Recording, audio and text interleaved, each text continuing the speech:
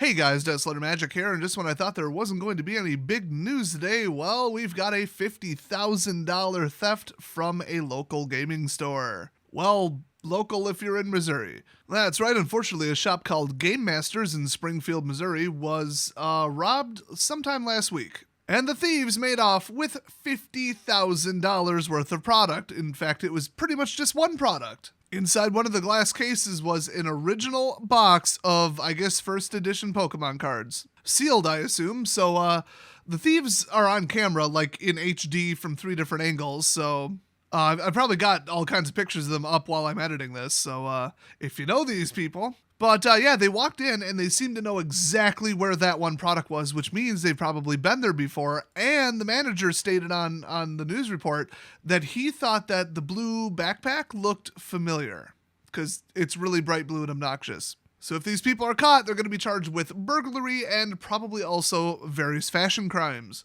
So in addition to getting what I believe they described as a Pokemon base set booster box, which I believe they implied was already open. They were like selling the packs loose, probably for a couple grand a piece. And they also got away with some pretty expensive, some kind of sealed decks. So if you live in the Ozark area, I believe is how they described it. I don't know Missouri geography. And you see some tall, lanky dude with a ghetto yee ass backpack, the stupid pull string ones that are just awful and dig into your arms, or Captain Blue Bag there, which I think actually might be the same person. I don't know, hard to see. Or somebody who looks hood AF trying to sell, $50K worth of Pokemon cards that they can't explain where they got them from. Let the police know then. So I will say that I guess the game store owner heard from the police that they might already have, quote, some new information. And now they're just waiting to hear on any updates, like, for example, an arrest. So, boy, I mean, when the game store owner says, I think I remember somebody already being in the store, we have evidence that they're already in the store, and, because that blue book bag looks really familiar, yeah, not the brightest thieves ever. Somebody must have seen them. Somebody must have played with them. Just saying. Now, if they stored, 90 days worth of video, they could just check and then compare the timestamp with potentially a credit or debit card transaction. Or at least that's what you would do if you didn't have ADT. I don't think they go back that far. I'm not real familiar with ADT besides just their horrible reputation and bad reviews. They're very overpriced, and all it let this guy do in this case was let him live stream to himself people breaking into his shop and then do absolutely nothing about it. So no 120 decibel alarm that's so loud it's absolutely crippling if the people inside don't immediately cover their ears, which, oopsies, I'm describing my shop again. And that frame-to-frame encoding, oh my god. I mean, yeah, I get it. That's what you get if you got to stream it to the internet on a garbage upload or on a garbage server with a garbage service. I bought like a $40 720p camera that looked amazing, put it in a really good spot, and then set up just a garbage Core 2 Duo old Dell piece of crap with a 4 terabyte hard drive, and then just ran the TP-Link software. And I could retain, I think, like 75 days of HD footage, and I set my camera on 5 FPS and then cranked up the frame encoding quality to like 85%. So every second I got 5 like perfect flawless snapshots. Now, what we're having an issue with in this footage is like keyframing, where it drops a keyframe but not very often, and then every frame past that is relative. So if you have a lot of movement, you never get one good clear still image, except every time the keyframe rolls around, and even that's compressed to hell and back. So what you get is, oh, look, motion, oh, look, colors, no details. This is literally just like how to not set up your store security 101. Speaking of that, take anything worth above $1,000 out of your glass case at night and put it in a big safe in the back. I would have done it if anything in my shop was worth that much. I did put 4 pressure-sensitive 110 decibel alarms under all 4 feet of the cash drawer. That's a fun little surprise if you pick it up. But usually my cash drawer had like $150 in it. I mean, the gun on top of the cash drawer is worth more than the cash drawer. But at my friend's place where he sells like jewelry and stuff and like collectibles and like just whatever, it's like a resale store, he puts everything worth money in the safe. He has like the showcases, a ton of glass cases, but he has one where all the expensive stuff is, just so that if somebody's a high roller kind of customer, they can look in just that one, if that's their budget. And at the end of the day, he just takes it off in trays and puts them in the safe. And that safe was like nothing. It was a couple $100.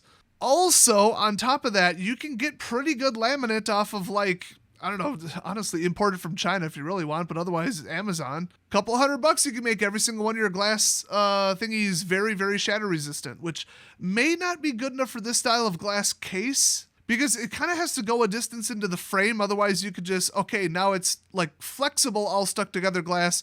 Cool.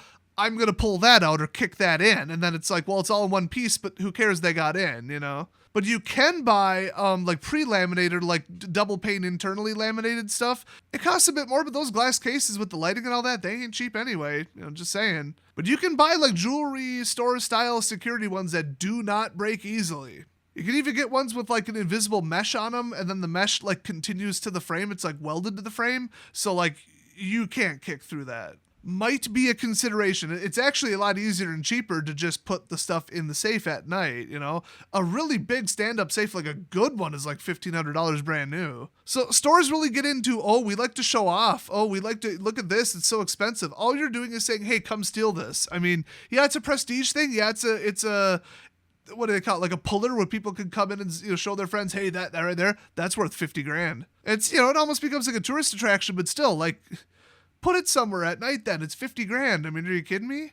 Also, there are insurance companies out there that specialize in like jewelry collections, gun collections, collectibles, comic books, that kind of stuff. I could name a couple, but they aren't paying me, so I'm not going to. If you're a store, you might want to look into like they're fairly cheap, like a fairly cheap insurance policy on just your high-end inventory. You'd be surprised at how cheap it is. So make your own security system, open your own DVR. I mean, that TP-Link software was kind of ass because it wouldn't auto-delete, so like every 30 days we had to just delete 30 days worth ourselves.